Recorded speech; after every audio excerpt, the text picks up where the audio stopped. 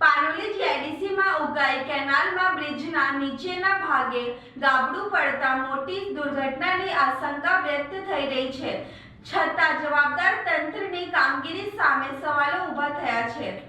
ભરૂચ જિલ્લાના પાનોલી જીઆઈડીસી વિસ્તારમાં આવેલ ઉકાઈ કેનાલ પરના બ્રિજની બાજુમાં ગાબડું પડતા મોટી દુર્ઘટનાની આશંકા વ્યક્ત થઈ રહી છે।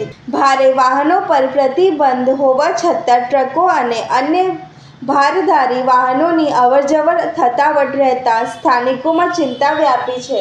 પાનોલી જીઆઈડીસીમાં આવેલ ઉકાઈ કેનાલ પરનો નાનો બ્રિજ હાલ અત્યંત જર્જરિત હાલતમાં પહોંચી ગયો છે।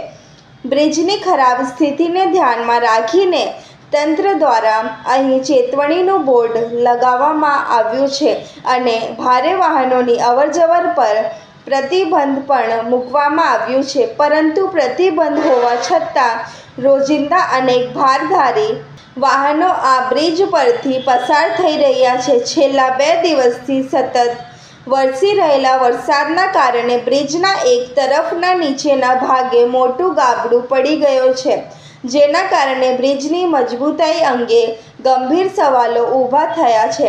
સ્થાનિકોનો આક્ષેપ છે કે પાનોલી નોટિફાઈડ એરિયા અને જીઆઈડીસી તંત્રની ઘોર બેદરકારીના કારણે આ સ્થિતિ સર્જાઈ છે। સમયસર યોગ્ય મરામત કે સુરક્ષા વ્યવસ્થા ન કરવામાં આવતા મોટી દુર્ઘટનાની ભીતિ સતત વધી રહી છે। હાલ સૌથી મોટો પ્રશ્ન એ છે કે શું તંત્ર કોઈ મોટી હોનારત સર્જાય તેની રાહ જોઈ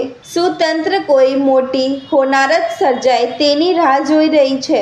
શું તંત્ર કોઈ મોટી હોનારત સર્જાય તેની રાહ જોઈ રહ્યું છે કે પછી સમયસર જરૂરી કાર્યવાહી કરીને આ જોખમને દૂર કરશે। સ્થાનિકો દ્વારા બ્રિજનું તાત્કાલિક સમારકામ કરવા, ભારે વાહનોની અવરજવર પર કડક અમલ કરાવવા અને સુરક્ષાની પૂરતી વ્યવસ્થા ઊભી કરવાની માંગ ઉઠી છે। હવે જોવાનું એ રહેશે કે જવાબદાર તંત્ર આ ગંભીર મુદ્દે કેટલી ઝડપથી પગલાં ભરે છે।